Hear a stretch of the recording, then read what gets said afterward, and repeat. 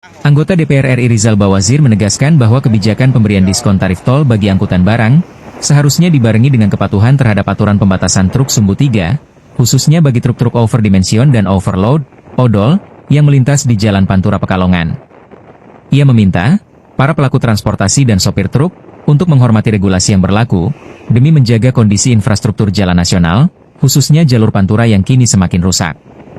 Pihak pengusaha tol sudah memberikan diskon, bahkan sopir-sopir juga sudah sepakat soal itu, kata anggota DPR RI Rizal Bawazir kepada tribunjateng.com usai melakukan pantauan di wilayah Pantura Pekalongan, Jumat, 13 Juni 2025. Ia menyampaikan bahwa pelarangan truk sumbu 3 dan odol melintas di jalur Pantura bukan semata-mata untuk membatasi mobilitas, melainkan demi menjaga keselamatan pengguna jalan dan mencegah kerusakan jalan lebih parah.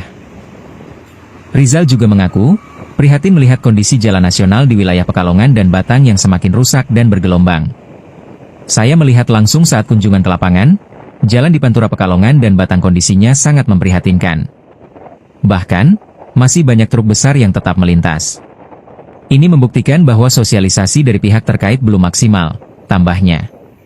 Rizal menilai, perlunya konsolidasi antara pihak kepolisian, dinas perhubungan, pengelola jalan tol, dan instansi terkait dalam menyusun strategi penertiban. Ia menyebut, selama jalur lingkar atau alternatif belum tersedia, pengawasan terhadap kendaraan besar harus tetap berjalan. Ini bukan soal larangan semata, tapi soal implementasi aturan yang adil. Sebelum aturan ini diterapkan, kami sudah bertemu dengan para sopir. Mereka setuju dengan diskon 20% karena memang lelah harus menghadapi kemacetan dan kondisi jalan yang buruk, terutama di ruas KH Mas Mansur yang ada perlintasan kereta api, ujarnya. Ia juga menanggapi penolakan dari beberapa asosiasi pengusaha truk, seperti Aptrindo, yang menyebut larangan truk menyebabkan kerugian besar. Menurut Rizal, klaim tersebut terlalu dibesar-besarkan dan perlu dikaji ulang.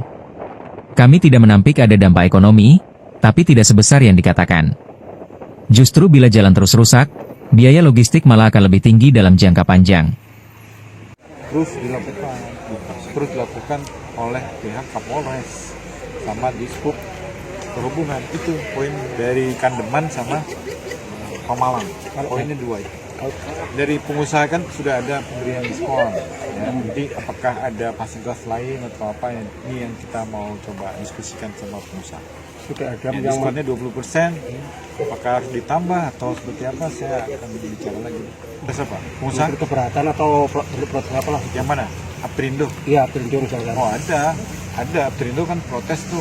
Tapi kan kita sudah bantah bahwa itu tidak sebesar itulah kerugiannya. Tidak sebesar. Secara hitung-hitungan ya? Ya, hitung-hitungan tidak sebesar. Banyak. Sepertinya ini antara males-malesan lah ya kayaknya. Tapi nggak apa-apa, yang penting tetap jalan. Kita akan jalankan. Sampai sebelum ada lingkar luar, dijalankan. Sudah menjawab. Kalau supir truk malah kita sudah interview sebelum aturan itu keluar. Jadi kalau supir truk itu sebenarnya setuju untuk kasih diskon 20% karena dia capek sekali, lelah kalau lewat Pekalongan khususnya yang jalur kereta itu macet. Jadi kalau dari supir truk sudah, ini yang ininya mungkin pengusaha truknya. Aptridonya berarti agak pengusaha truknya mungkin.